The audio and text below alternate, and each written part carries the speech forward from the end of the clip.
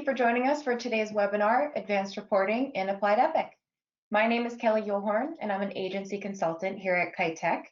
We're excited to see so many familiar faces from previous sessions joining us again today. And for those of you tuning in for the first time, welcome. We're so glad that you're here. Here with me today is our presenter, Lauren Tripp, Kite Tech's Director of Agency Consulting, and she's joining us from North Carolina. So for those of you joining us who may not be familiar with Kite Technology, we are a managed IT service provider and consulting firm serving independent insurance agencies across the country. What sets Kite Tech apart from other IT providers is our expertise with insurance and the fact that we offer agency consulting services.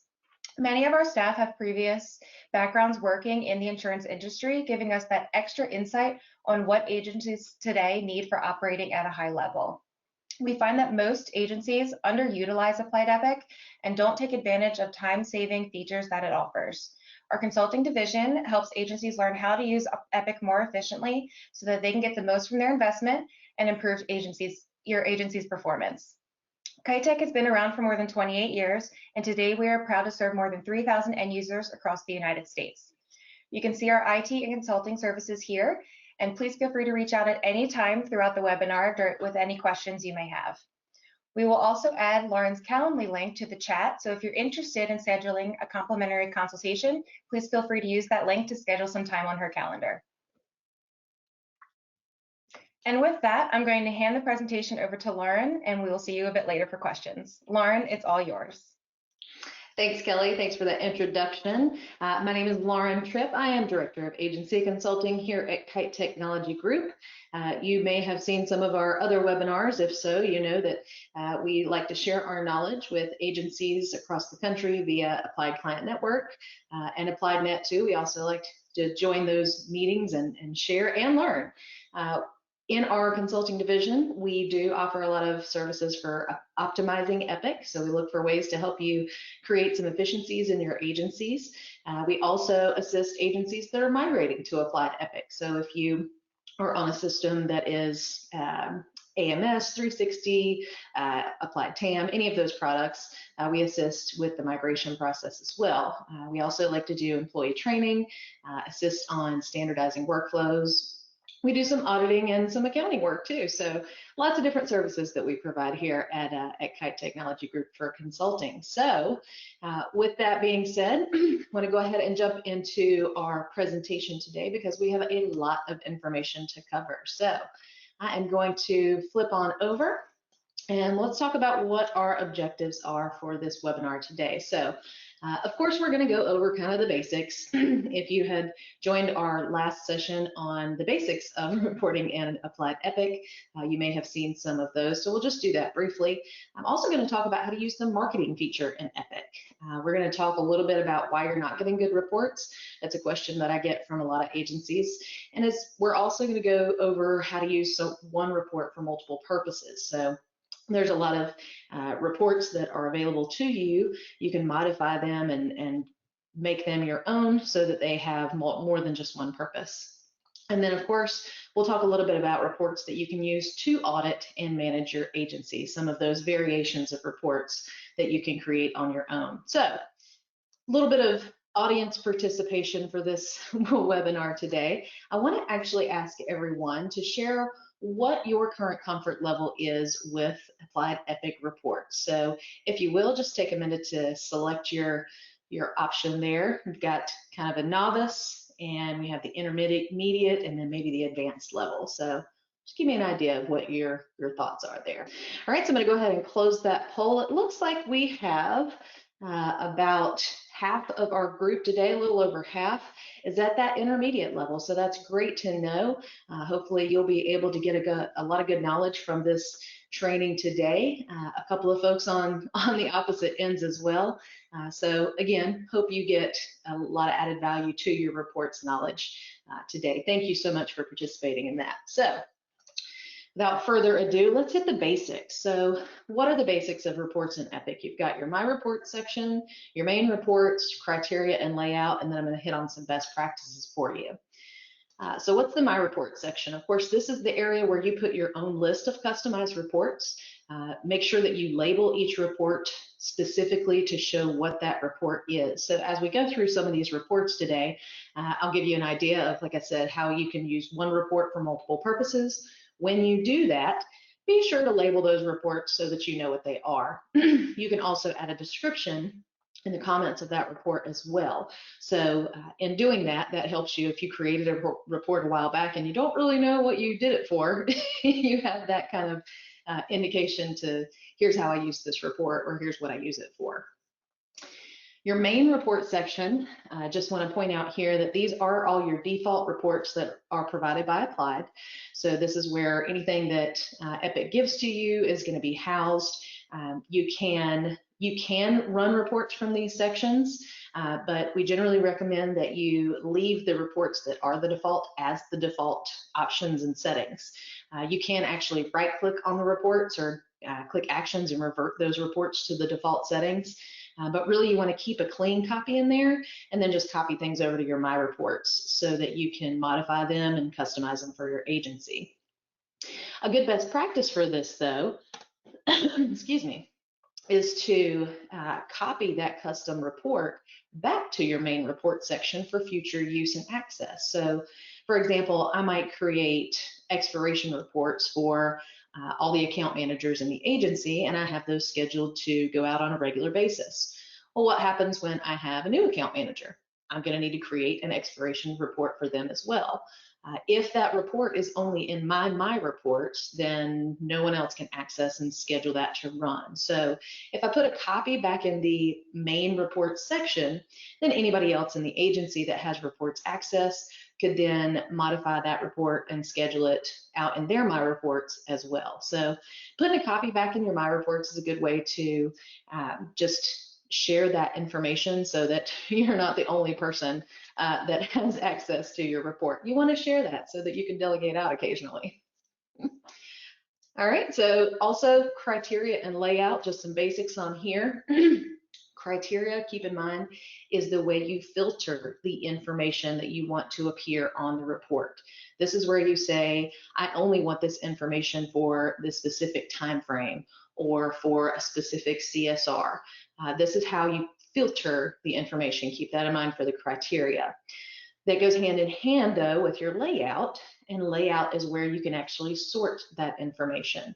So if you came from a previous system like TAM, in those reports, you would have the ability to sort in the report. You didn't have to go into this whole layout section to do that. You had that all kind of in the same area. But here in Epic, you've got it split out where criteria is your filter, and you do have to go into the layout to sort that information. Now, one thing that it's kind of interesting to note is that you don't exactly have to have the information in both places for it to be in the report. So for example, I could filter out CSRs in my criteria. I don't necessarily have to have that CSR field on my report. So I can run the report for one CSR, but I don't have to put their actual data field in the report or sort by the CSR or anything like that. So you may or may not use that bit of information, but it's cool to know just because you don't have to always go into the layout if you're just trying to filter information out. Keep in mind, you can modify and add criteria to a report. One thing I often find myself doing is adding that account manager or CSR role down below the parameter page on reports. So for example, this is a book of business screenshot here. I've added the account manager down at the bottom because I want to be able to filter to a specific account manager. You can't remove any of the criteria above the parameter page, so just keep that in mind. If you are working on the criteria, you can move, you can delete or change anything below the parameter page. You just can't delete anything above the parameter page. Okay. Additionally, I spent a lot of time on this in our basics class, but I do want to point it out here that in the layout, you have a couple of shortcuts. I don't know about you guys, but when I first started working on reports, I did that whole try to move everything with the mouse around and line it up real perfectly until I learned about these shortcuts in the layout, and they saved my life. That was a long, long time ago, I can assure you, but these are really a lifesaver. You can, take and align things to the left, align to the right, top, center, make things the same size, make things the same width. So, make sure that you explore those layout shortcuts so that you don't have to spend time moving things around and trying to align them perfectly. One thing that you might also not know is that you can also use your arrow keys to move things around. So you don't always have to move with your mouse. Those fields in the report layout, you can also just highlight something and use your arrow up, down, left, and right to move that information as well. Another thing I like to point out in the basics is your format fields. This is a great area to explore as well if you have not. Lots of good things that you can do here. You can change your font style and your colors. If anybody's ever seen any of my reports, I like to label, change the colors of my major sorts. So if I'm sorting by producer or CSR, I like to color those, just gives it a little separation. You can also modify things like the total, the formula information for the totals. So a lot of times when you are working on a total, it'll default to sum, and it'll default to count. And then you don't really need that, you don't need to know how many policies you have if you were looking for the total of the annualized premium. So you might have to change that. You can check on that area there. Another thing you can do is fix your number format. Sometimes you'll pull numbers in the data fields, and you need to make a change to the format. Maybe it's currency, maybe it's a percentage of commission. So you can do the number format there. And then page break and keep together options. So anytime you add something into the major sort, it's going to default to page break on that information. I can't tell you how many times, maybe just in haste, I have dropped in maybe account lookup code as my major sort and forgot to change that page break, and ended up with a few thousand pages of a report. So, so to keep yourself from doing that, you can kind of keep in mind that to always update that page break when you're making changes to the sort. So lots of cool tools here in the format field. So again, highly recommend checking those areas out anytime you need to make a change to the actual format of a field, whether that's a data field or if it's just a label. Okay, sorts in your layout. Major sort, of course, is for primary sorting and grouping different information together. So for example, I might want to sort a book of business by CSR. That would mean my major sort would be by the servicing role. You can sort using servicing role code. You can use their name, any different variety of that information. Just don't choose servicing role, because that's just going to say CSR. So make sure you choose their name or code. But that major sort is going to give you that major sort header and major sort footer as well. So if you want to total by your major sort, you can drop those into the major sort footer for totaling by those sections as well. You can use multiple data fields for the major sort. Just be careful when you're doing that, because you don't want to overcomplicate the layers that you have in there. Then your minor sort is something like, how you want things to be sorted alphabetically or by date. Your expiration report, you might want to drop in there the expiration date as the minor sort, so that you're sorting by the date that the report's going to, or by the date that the policy is going to expire. That'll get you in the defaults, because by default it's sorted, I think, to account lookup code first, and I see a lot of people prefer that it's sorted by date first. So again, you can have multiple sorts in the minor sort as well. Just keep in mind that the way they are listed in this area is which one's first. So they are literally whichever one's on top, that's your first sort. The one next to it is, or underneath it, is the next sort. So they'll go in order by the way they're listed. Okay, so let's talk about delivery options real quick. In your delivery options, I want to point out that you probably want to edit the current user information because that's you if you're running reports. Decide how you want to receive the report. You want it via PDF or Excel or CSV. You always have to backspace out that printer if you don't want to print the report. So you can change the printer, of course, if you really are going to print, but you can, of course, backspace that out too. No need to print to a PDF printer because you have the option to generate the report as a PDF. Additionally, email, this is just kind of a tip for you guys. Email is only going to allow one address per user. I have had folks ask in the past, hey, can you send this to my personal email and also to my work email as well? So just keep in mind you can only choose one based on that employee code. And then, of course, you can email those reports in those different formats.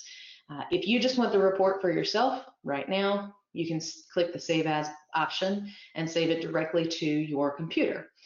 This is one that I use a lot when I'm doing research on accounts and databases. If I'm doing cleanup, just save it to my computer. No need to send it or email it anywhere.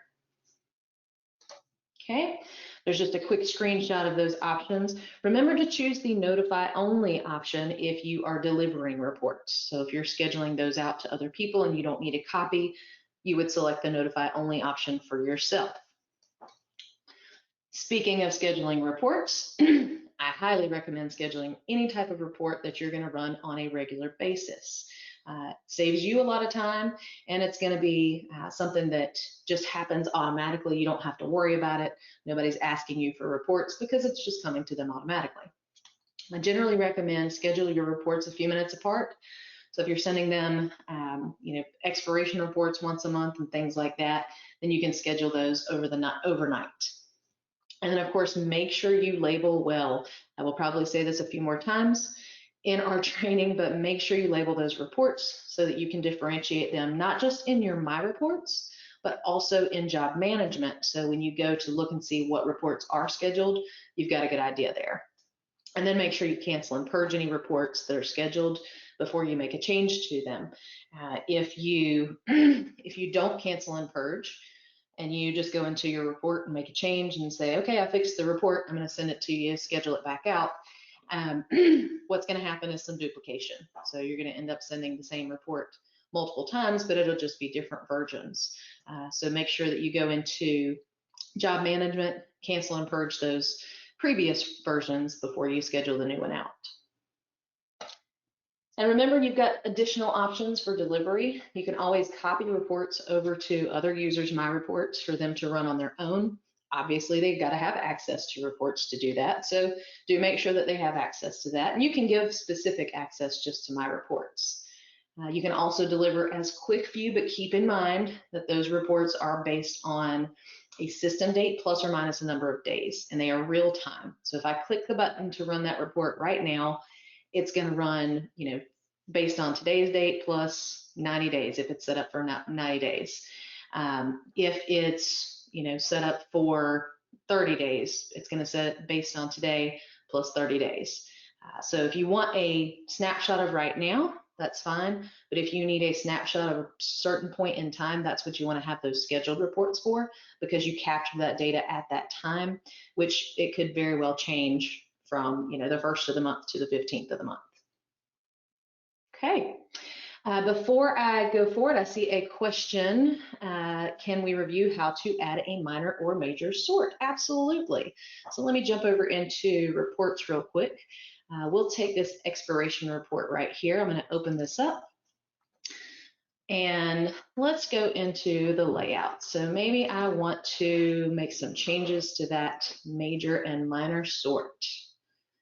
Okay, so we see here down in the bottom of the screen that I have name. If I highlight the name, I can see that that's servicing role 3. That's also listed right here. Here in this one, I've already updated it per my preferences. And that is to have the line expiration date first and the account lookup code second. Now, in order to drop something into this major sort, you just want to go find that data field. So if I also wanted to, maybe I wanted to do a major sort and I want to sort it by the CSR and the producer for whatever reason, then I would just go in here and find the producer and find their name. and just drag it down into that major sort section. So you just have to find your data field and drag it into the sort area that you want. Okay. All right. And then of course, if you want to delete one, you can delete. Use your little arrows to move them up and down, change the order of how they are listed here. Okay. All right, got all that. Make sure you save all when you finish adding any changes to your report, and then you can close that out. Okay. All right, and let's see, we got a couple other questions here. All right, major minor sort. Is there a way to copy format from one field to another, such as font? So when it comes to the formatting in those fields, I guess I should just hang out here and lay out, right? You can actually copy a field and then you can change the data. So one thing I like to do is, especially with totals, is maybe I want a total in my major sort as well as down here in the reports footer.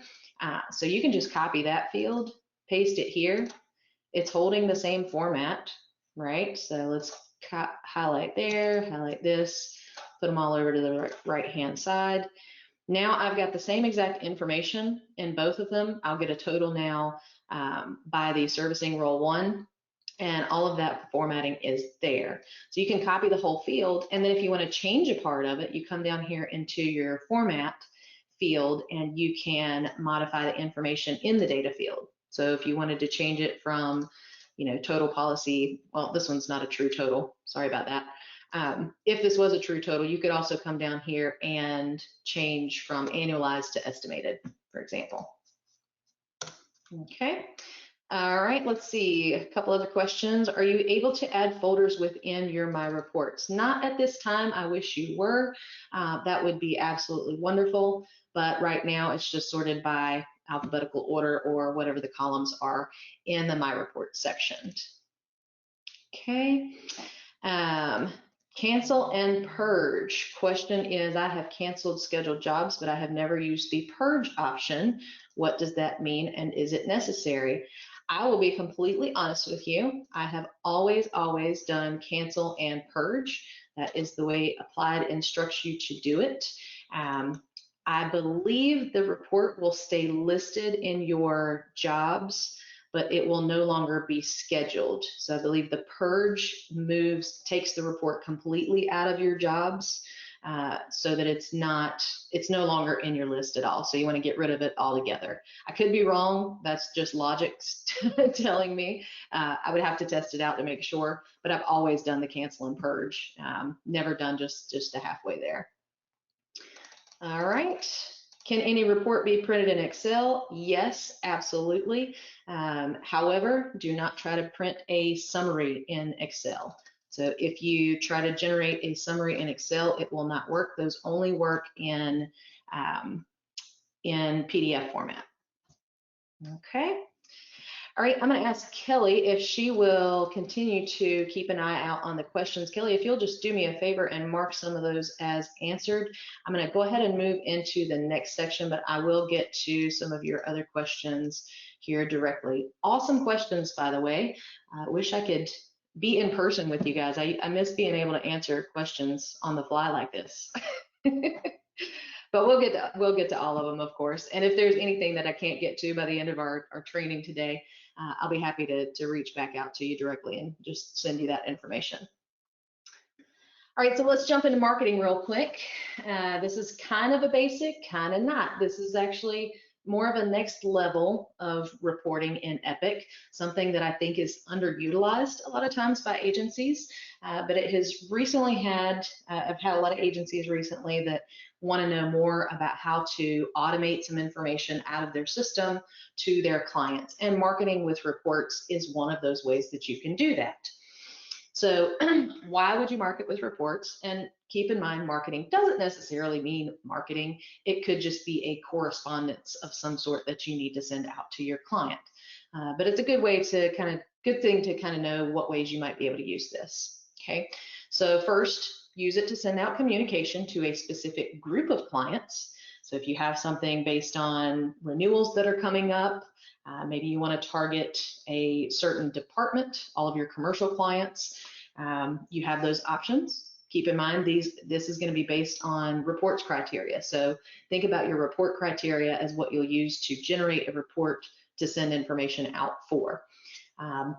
One way that's pretty popular is to use an expiration report for renewal communication and workflow. So you can set an expiration report to run 90 days out. Some unique workflows that I've helped folks with recently have been taking that report for the 90 days, having it generate a renewal letter to the client, and then 30 days after that, or basically 60 days out from expiration, a task generates saying, hey, time to get loss runs and get these specific agency forms signed for the renewal, and actually do the actions renew process in the system. So you can create that workflow by using the reports marketing option in Epic. You can also do it for things like with this, not that. Take a with this, not that report for maybe they've got home, but they don't have auto, vice versa. You can send out a communication and say, hey, notice you have this type of product and you're missing some coverage with us. So how can we sell that to you? Client lists are also good to use for things like agency communications. As Kelly mentioned, I am down in North Carolina, where we get hit by hurricanes often. So our agencies like to send out things like disaster prep, maybe claims information. And so you can generate a client list report to send that information out in a quick manner. Some folks even take this and just, they might use an outside program to dump an Excel document of that report, send it over to something like MailChimp or whatever, but you can do that information right in Epic as long as you have it set up correctly. And then, of course, like I said, you can set up activities to go out to account managers. It doesn't just have to be just a pre-renewal. It could be any type of activity to notify the account manager of some information that's needed. Okay, first things first, you have to get this set up correctly and make sure that you're aware of all the configurations and settings that are out there. You can determine how you're going to send the communication. So you've got some options for distribution methods. You can configure the actual attachment itself. You should always configure your attachments, templates, of course, but you do have some attachment settings. You can either send via the preferred contact method, and then the communication will go out email or mail, just depending on what that selection is at the client level. Or you can say, just send it as an email, or just send it as a letter, or you can do both. So in addition to that, one thing that's kind of a challenge with some agencies is the preferred contact method not being selected properly. So if you're not checking those boxes in your contacts to say, yep, it's okay for them to get communication via email, then the preferred contact method's not really going to help you out a whole lot. So you want to make sure that folks are addressing that when they touch their accounts, so that the preferred contact method is set up correctly to mail or email. Okay, you can generate it as an email only. So you can tell it, you can tell Epic, hey, just send this out as emails only, but then you're going to get a report back if there's no email address for those. And it's not really easy to get those back out. You got to go in and individually send whatever letters failed, but you can preview. So always make sure you preview. Okay, so here's just what the configuration looks like when you're actually setting up the letter to go out from reports and marketing. Notice the marketing distribution. You get to select your letter, and then you tell Epic how you want to send it out in that distribution method. You've got your letter type, your paper type, choosing your drawer that you're going to print paper out of, and then you've got your information for your email. So you can actually add additional information in here. Okay, and then here's what your configuration screen looks like in attachments. So if you go into the attachments themselves, they're your template, you can modify the distribution here also. Okay, and this is where you'd want to select that use preferred contact method, etc. And this is where you can say insert it into the email as an attachment, or just text, or both if you want to do that. Now, I do know that there are some changes on the way with 2021. So I don't know if that's going to significantly affect this process. You may actually be able to get emails out a little bit easier. I think email templates are coming up, so keep an eye out for that. Definitely review your release notes and the webinars that are coming from EPIC 2021 to see if there's any changes to this process for the new features that they're adding there. Okay, so just some extra options for you in the marketing process. You can generate an activity with that report. So like I said, if you want to set out an expiration report to run, toss on a pre-renewal activity, it's going to generate that activity for everything that you've run in that report, which is really great. Just sends instant notification to your CSRs to say, hey, here's your renewals that are coming up. Generate a sticky note. One example is if you've sent out that correspondence that there's home no auto on this account, you can add a sticky note to the screen to remind whoever's opening those accounts that, hey, we've marketed to these people about this. Okay, you can use the SMS feature if you have that activated. It's pretty cool. I think it would be a great use of just general communication, of course. Office will be closed maybe, or hey, there's a storm coming. Here's our number for claims, or here's how you can file a claim. There is the newer option to select the specified contact classification. So if you have that set up at your contact level, you can now select between either a primary contact or a specified classification. Maybe you just want to target all owners of businesses or all of the presidents or secretaries. You've got that option there.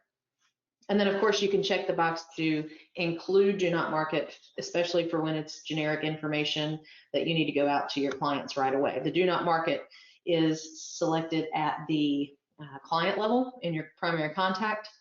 So if you have checked that box, this will override that for important communication.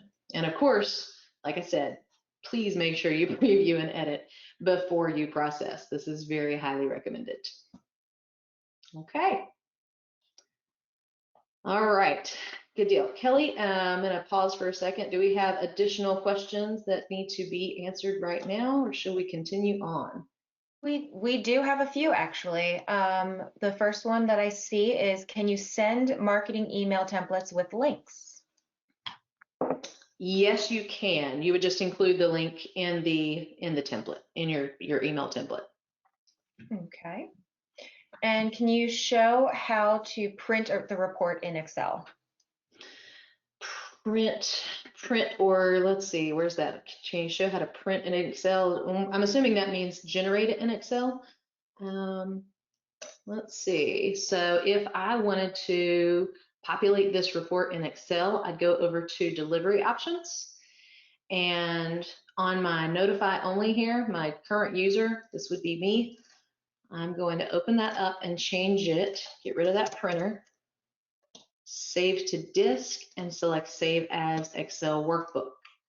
And then I'm just going to say, hey, put this somewhere on my computer, put it on my desktop maybe.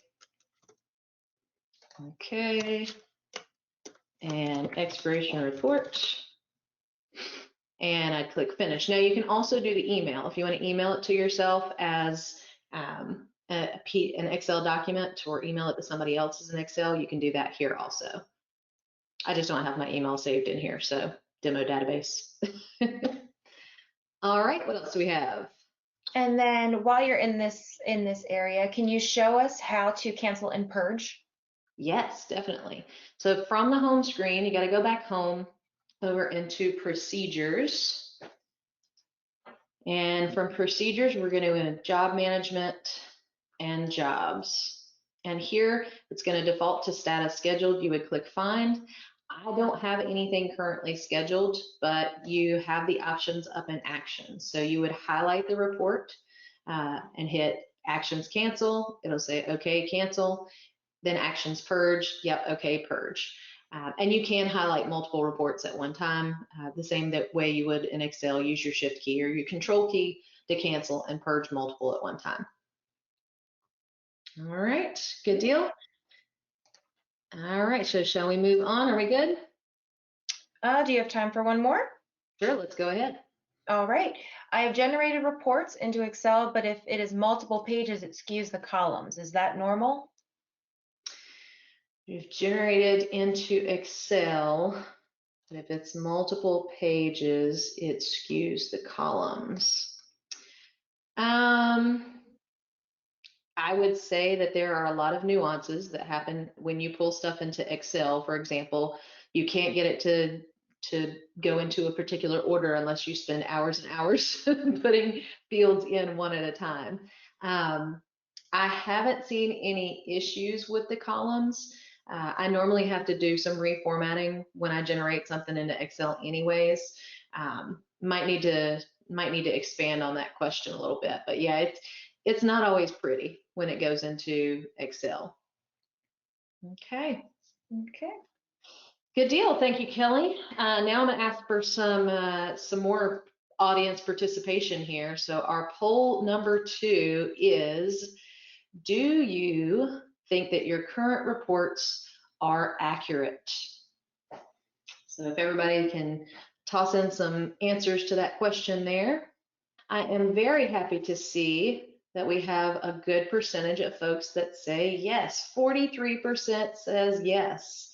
However, our 27% and our other percentage, it just disappeared on me. Our other percent is no and unsure, which is pretty common. So what I want to talk about now is why your reports might not be working. So thank you for sharing your feedback there. We're going to go into why they might not be working. Okay, so common issues with reports that I see are a lot of data fields that are incomplete. So if you have migrated from Epic recently, or maybe not focused on any, maybe you didn't know that these fields needed to be complete in order for your reports to be correct, you may have some blank information in Epic. So number 1 is estimated premium and commission. A lot of agencies are using this nowadays to report on their books of business. So if you want to know what your total agency premium and commission is, estimate is normally the option because you can modify that manually and you have the most control over it. It is not driven by transactions. Okay, so that's at the policy level. Then you also have missing or incorrect producer broker commission. I see that quite often. If we didn't know what producer broker commission agreements were, we didn't know that needed to be put in. We didn't know that there's people that are on policies that have been gone for 10 years. I see all kinds of things. So that could be an additional issue with your reports there. Also missing agency commission percentages. So if you're having issues with how much commission you should be getting versus what you are getting, or agency bill transactions inconsistent and messed up all the time, that's caused by missing agency commission percent as well. Missing servicing roles can also cause issues with reports. If you're trying to get an expiration report out to somebody and there's no one listed on that policy, then if you're counting just on expiration reports, that could be really dangerous because you've got accounts that just don't have an account manager on there. So you want to review those. Maybe if you're not transacting in Epic, you can't really get those financial and production reports. So unless you are putting those transactions in Epic, your commission statements and all that, you're not going to be able to ever get financial and production reports that are accurate. And then probably one of the top issues is policy status is not updated or entered incorrect, or they're entered incorrectly. I see a lot of times new policies that are downloading from download and it's updating the policy status to new, but in all reality, it was a rewritten policy, rewritten from one carrier to another. So if you have download allowing that policy status to change, it's going to overwrite your rewrite policy status, therefore skewing your numbers. Now you're looking at this as new business when really it was supposed to be a rewrite. Other policy statuses could be, the previous policy is listed as canceled instead of being canceled rewrite. So now you've got lost business that you think you have lost, but truly it was just canceled. It stayed in the agency and was rewritten to another carrier. Okay. So how do we fix the bad data? And again, those are just some of the main things that I see. But some of the ways that you can fix that information is to implement your standardized workflows. If you are not sure if you're using Epic correctly, or if you are getting those, skewed reports that aren't quite right, standardizing your workflows is one of the best ways to start, so that you are telling everybody to do the same thing every time. Also check your configuration, double check the interface and how that's updating policy statuses. There are so many places that you can require and desire fields also. So if you know that you always want to have a estimated premium and commission, you can desire that field. So it highlights it and points out to them, hey, you should complete this field. Producer broker commission, there is a system setting that requires a producer broker. So if you open a policy and there's no producer broker, you can't close the policy until you enter producer broker. So make sure, however, that you update your producer commission agreements before you require that, because you want to make sure that the correct information is available for them to actually put in that PRBR field. Another way is obviously to audit your employees on a regular basis. We're going to talk about some reports that you'll be able to use to do that. But you can, of course, once you get some cleanup done, audit on a regular basis with reports and account audits to make sure that folks are completing fields as they're expected to. And then, of course, you can run reports in Excel. I'm going to show you a cool one that we're going to run today. And you can simply use that report to filter and sort and find blanks and old data or incorrect data that shouldn't be in there. Keep in mind, this process takes patience. I know not everybody wants to hear that, but if you have some issues with your data, it does take some time to get that information cleaned up, simply because we don't want to tell everybody, hey, go fix all of these accounts right now. It's just not feasible. So you want to make sure that you're cleaning up as you touch accounts, as you renew accounts, as they're effective each month, look back and see, did they get fixed? So, of course, if you outsource to somebody like Resource Pro or Patra, they'll probably do the cleanup for you too. But for the most part, it's going to take some time to get that fixed. Okay.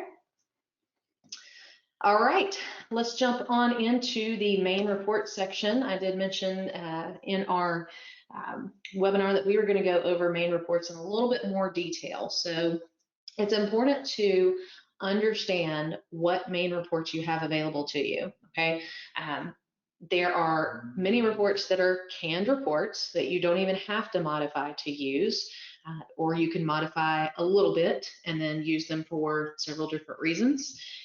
Also, very important to understand that the data fields in those reports in the separate sections are all coming from Epic screens that, and not all of the reports have the same sections, same fields available, okay? So if you're trying to run an activity report and combine that with, transacted premium, that's not going to work, because the activity fields are completely different from your transaction fields, okay? So some examples of how to use one report for multiple uses. I like to hit on 3 main reports. These are great reports to audit on a regular basis, to keep track of work that needs to be done with things like renewals, in process, submitted stage. So these are some great reports, as I mentioned, that you can use for multiple uses. Take the expiration report, for example. I can create so many reports just from an expiration report. First could be missed renewals. If your procedure expects all renewals to be started at least 30 days prior to expiration, you can create an expiration report, modify your criteria a little bit for that date range and for specific people if you want to, and set that up as your 30-day missed renewals report.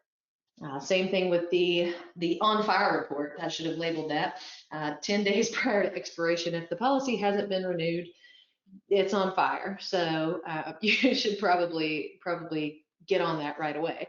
And basically, when you're looking at the report, I'm going to jump over here into reports again. What I mean by modify it just a little bit is going to be, take this expiration date. Okay, we're looking at system date plus 30 days. Okay, I've got service rep. I added that up here. If you click the add button, you can select additional criteria that you want to add. So maybe I just want to see, you know, 1 or 2 people. I'm going to put everybody in here for now because this is a demo database and I don't have everything. But you also want to exclude renewed expired policies. Okay, so that's pretty much it. Beyond that, in the layout, like I mentioned, you might want to modify that sort just a little bit, and you may want to run a whole report, use your major sort for the CSR also. But as far as the criteria is concerned, this is pretty much it. Make sure your line status is your current statuses. So your new business written, renewal, rewrite should be pretty close to most of your statuses there. And then when you review the report, that's going to show you everything that's up and coming in the next 30 days that needs to be renewed. I can take this same report, one change, I can copy the report over here if I, save those changes, come over here and do actions, create new report, call that expiry, well, we'll call it Miss Renewals on fire. We want to be creative there. And for that one, all we've got to do is do system date plus 10 days. Same exact report, just with a little bit different criteria. And now we've got 2 different variations of the report that you can schedule and deliver on a regular basis. Okay, the in-process submitted stage report is a little bit more complex, but I want you to see the difference in this report versus the expiration report. I'm gonna run the expiration from over here so you can see what the standard looks like. So we'll do expiration report. Okay, all right. I'll do both. Okay, so let's do a print preview. I'm going to just do kind of everything because I just want you to see the layout of the report, the standard. Okay, so this one, pretty basic, but if you switch this over to a version of the in-process and submitted stage, you're going to see that there is a huge difference. I took a lot of information out and put a lot of information back. Okay, so I've removed a lot of that premium information and I put in those service summary fields so that I can see those policies that are in process or submitted stage over 60 days. Okay, some other good reports are going to be your activity report. You can use this for several different things, checking on overdue activities or people doing what they're supposed to, marketing or quotes with carriers. If you use a specific quoting activity, make sure that folks are using the right carrier that they quoted with. Use that amount field. You can pull all of that information into a report to see, what the status is with that carrier, what the success rate is with a carrier, how many quotes you've done with a carrier, if you want to use a quoting type activity for that. Same thing with non-pay notices. If you want to run a report and see, gosh, how many non-pay notices are we getting? How much time are we spending on this? You can run a report to see what that looks like. And of course, workload balancing. You can run reports for activities to see, how many activities, Bob has versus how many activities Sue has. What type of activities are they? Are they administrative things or are they things that are taking a long time? So a lot of different options there. Okay, we are going to go into reports for auditing next. I am just glancing over at questions real quick. I noticed that someone asked, is there a manual available on designing reports? There's probably some information in Applied University on how to create reports, but there are also some great information in the Applied Help file on reports as well. There's, I believe it's in the additional resources, and there's even a list in the help file of TAM to EPIC folders, reports. So if you wanted to see maybe what a report was in TAM versus what it would relate to or translate to in EPIC, there's some good information in there also. All right.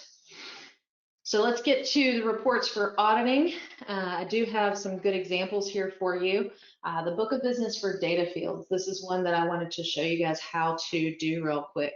I mentioned that a lot of times I'll drop a report into Excel so that I can just filter, sort, kind of see what's going on. What fields do I have that are missing? I call that the employee audit report. And it's really, really simple to make. You just come in here to the layout. When you get into the layout, see all of this mess here in the middle, all these crazy data fields up top. Really all I did was I dragged and dropped all of the fields I wanted from the data into the detail section. Doesn't matter to me what this footer looks like or the header. Only thing that matters here is the data fields that are listed. Okay, this is what's going to pull in my columns in my report. So if I want to come over here and say, you know what, I want to make sure I've got a CSR on everything. Let's put that in there. Okay. Once you've put all the fields in, it could be agency commission, it could be producer broker commission, producer broker itself, your premium fields. All you do is make sure that you've got this set to save to disk, and it's set to save to my computer, actions and generate, and that's going to pull the report up for you. You can see what that looks like. Okay, I have actually already saved a copy, but we'll save one more. Yes, and this is a great report to start in your journey to cleanup. Okay, so if you want to know where you're at, run this report, drop all of the data fields in there that are causing you problems, and sort and filter to see what's missing. Okay, so if I come over here to the producer broker commission, I'm going to hit the sort and filter, and I'm going to say show me everything with the 0 or %, because those are wrong too. Okay, maybe I've got blanks. Now I've filtered out everything that's wrong. Okay, so this is where I start. My producer broker commission, here's where I start. Okay, do the same thing on things like the agency commission %. So that's over here. Just make sure you clear your filter each time. But you can go through this report and look for the different areas that are affecting your data negatively. Okay. Already talked about the expiration report for missed renewals. I highly recommend that report. There are some other options for, checking on missed renewals. You've got your renewals manager now, of course, but for management purposes, it's good to just set up the missed renewals report so that you can quickly address those and say, hey, it's delivered to your email automatically, automatically that you need to go check with somebody and say, hey, why do you have all these renewals that are missed? Are they because you didn't change the policy status to canceled, rewritten, or, are we losing the business? What's going on? Okay. Same thing with the expiration report for policies in process and submitted stage. I mentioned that one a little bit earlier, but that's another great report to see if folks are moving policies through the policy stages. If not, could be a disconnect over the workflow. They might not understand what the purpose of the stage is. They might just say, you know what, I don't want to put it in submitted stage because then it locks down my application. Well, if that's not your workflow, then that's something that needs to be corrected and clarified. Okay. Other reports, you can review the activity report. I like to actually review this for additional things. So I mentioned a few options earlier, overdue activities and things like that. But if you're actually auditing, you can include all of those activity notes and see if people are, if they're actually documenting the activities. Are they using it for follow-up? Are they initiating an activity and just never closing it? They don't use it for follow-up correctly. So you can really use that report to analyze what's going on in the system. Okay.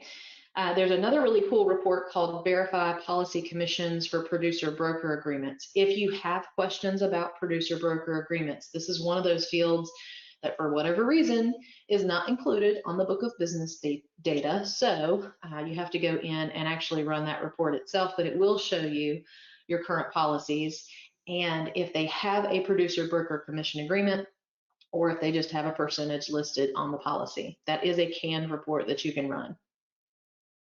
Okay, active accounts with no active policies, keep your data clean. You can run this regularly. So again, this is a canned report. So under your account reports, and so you can run that, toss it in folks' quick view to see, or to make sure that they're inactivating their policies correctly, whatever your workflow is. If it's a couple of months after the policies are all expired, so that you can hold off for audits and things like that, you can do that as well. All right, just a few more for you. Reports for auditing your data in accounting. There's some good ones to keep an eye out on. Policies with no transactions. Obviously, you want to make sure you're getting paid. So keep an eye out on the policies with no transactions. Keep in mind, this is also for 0 transactions, not just did I get paid for that endorsement, because obviously that policy is going to have prior transactions on it. This is going to be just for anything that has 0 transactions. Keep an eye on your aged outstanding current balances. This can show you if you've got overdue payments to the carrier. So you can see if there are, I'm sorry, I went the opposite way. Balancing current premium payables is for items that need to be paid to the carrier. Check for overdue items or any manual reversals. Aged outstanding current balances, which I always relabel aged receivables, is the one that you want to review for client balances. So sorry for that. And I actually use this as a multi-purpose report. A lot of folks like to use the unapplied cash report. I actually like to use it to verify credits and debits that need to be applied also, or if there are credits overdue to the client. I also recommend checking the production report on a regular basis. You can catch things before the end of the month if you look at that production report to see if producer commission needs to be fixed, if we have maybe transacted, if you've gone to a new system recently, or if you've gone to Epic recently, you got some cleanup, you could have outdated PPEs, all things like that. If you review that production report on a regular basis, then you have the opportunity to fix those things before before the end of the month. Okay. All right. So lots of information for you guys today. And so what are the next steps? Okay. Last few things I want to talk about are just, focus on the cleanup first. I know I mentioned that there could be a lot of issues in your data. Focus on cleaning it up first and run reports with, larger time frames, and then you can run them in shorter time frames on a regular basis once you've got some cleanup done. After you've cleaned up, make sure your reports are scheduled. Again, no need for you to have to go and spend time clicking actions, generate report. Schedule them out so you can just run it and done. Okay. Share reports too. I find it really beneficial for you to drop reports in people's quick report view so that they can review the information too. There's no need for you to be the only one holding all the knowledge. You can go ahead and let them know that they're missing information before the end of the month or before you have to review it. Kind of gives them some empowerment to fix things beforehand. Okay, and then of course, hey, if you really don't have time, that's another thing that we offer. So you can always outsource some of your reporting work as well. We're happy to help create reports. We offer training for those that need to know more about reports, as well as we just set them up for you as well. Okay. Speaking of which, if you are interested in some consulting, this is a first of the year special offer for you. Until March 31st, we're offering some discounted rates on our consulting. So if you're interested, you'll get some additional information in the email to follow up with the recording and everything for this webinar today. So if you're interested, you'll have that ability to reach out for us to do some consulting at a discounted rate. All right, I'm going to pass it back to Kelly. I know there are a lot of questions. We might go a minute or two over, so feel free to stay. I'm going to try to answer a few questions before we end today. So Kelly, I'm going to hand it back to you for those important questions you have. Thank you, Lauren. And again, we'll try to get to as many as possible. And we hope that today's presentation has provided a good overview of what you can accomplish by taking a deeper look into reports. So the first question we have is, I've been trying to find a good retention report that would compare our policies, new and renewal in force for January 2020 to compare it to January 2021 to get an annual policy and premium retention. The retention report in Epic does not include renewal premiums in 2021. All right, so retention reports would be a whole nother webinar, quite honestly. That's something that we could, definitely take a look at for you. I've got some information on retention reports, so I can certainly send that out. Kelly, if you'll mark down whoever that one came from, I actually have some handouts on retention reports that I'd be happy to share with you. Okay. And do you know of a workaround to change annualized for a book of business report, to change from annualized to estimated, as they don't use annualized, I'm sorry, for anything?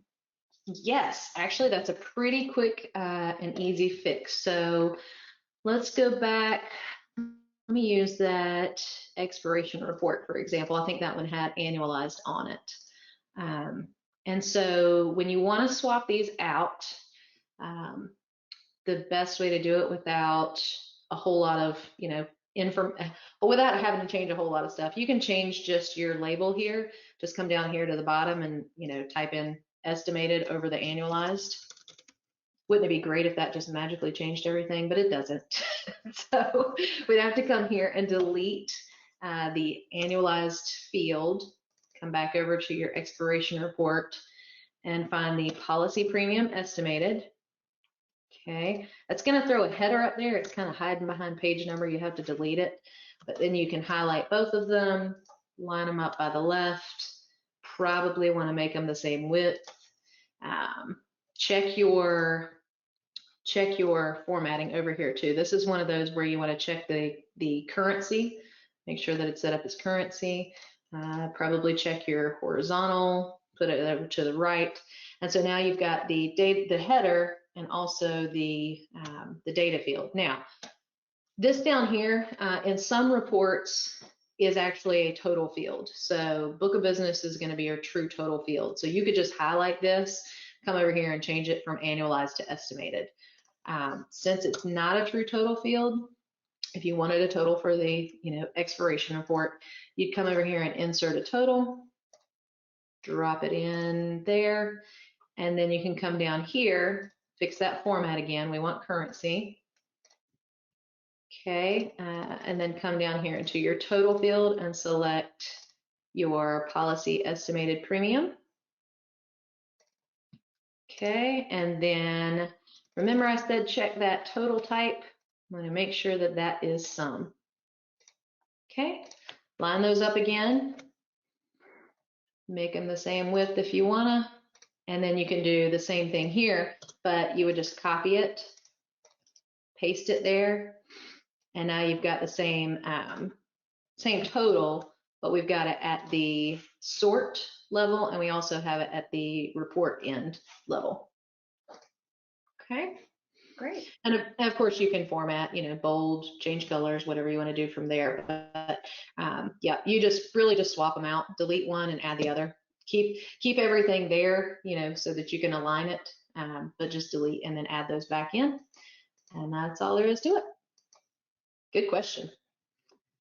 All right. And how do we find duplicate entries, like downloaded and then also ones that are added manually? I'm not understanding exactly what duplicate entries you're referring to. Is that what the question says, just duplicate entries? Yes. How can we find duplicate entries downloaded and also added manually? Yeah, that would be something, if it's a policy you're referring to, I would run a book of business, and you can kind of scroll through that. I'd probably look at that on a regular basis. She's referring to transactions entered twice. Oh, I gotcha. So you're going to have to dig into that a little bit. So let me close these out. You can certainly run the production report to see if, it looks like there's duplicates on the report. I believe there is an entered by option on the report as well. So you're going to want to look for entered by to see if something was entered by download and entered by Susie or whoever your accounting person is.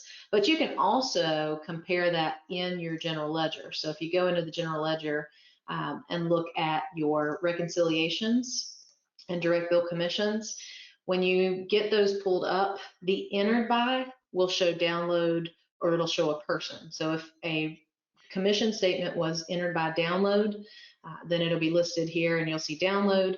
If it was entered by a person, then you'll see it entered by a person as well. Most likely those two statements would be the same amount.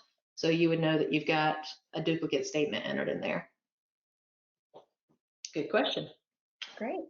I know we're running out of time, but these last few, it looks like we can answer pretty quickly. What is the best report to use to report lost policies? Good question. Book of business. So if we go over to home, back to reports, and into the My Reports, I have lost business with wrong status.